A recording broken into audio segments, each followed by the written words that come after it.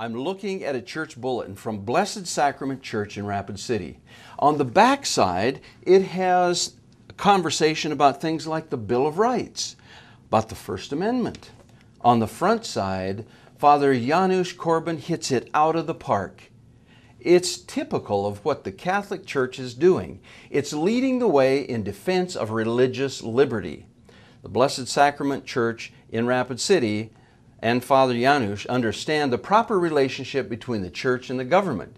The church has to be guided by the moral principles, the ones taught by the church. And believers have to be engaged to preserve and protect our freedom.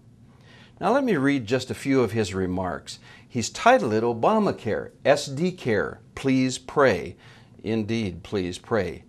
He begins, "No one can argue with the ideal of having everyone provided with solid, affordable, accessible health care. No one wants to see people suffer needlessly, except perhaps," now get this, his words not mine, "except perhaps the proponents of legislation such as found in 2011 SB Senate Bill 38 and SB 43, signed by Governor Dugard," again his words not mine, "that would strip conscience protections from medical practitioners, including doctors, nurses, and pharmacists."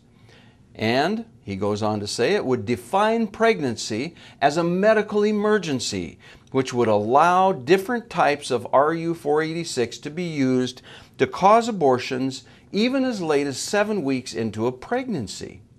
Most of it seems to fly directly in the face of Catholic teaching.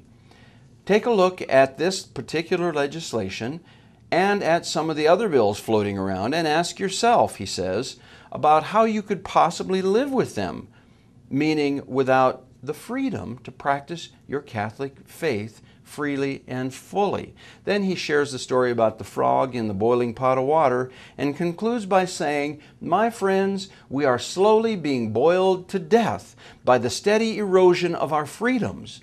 We must take a good hard look at what we personally believe, at what the church teaches, and then take action to ensure we are able to live vibrant lives joyfully and visibly practicing our faith."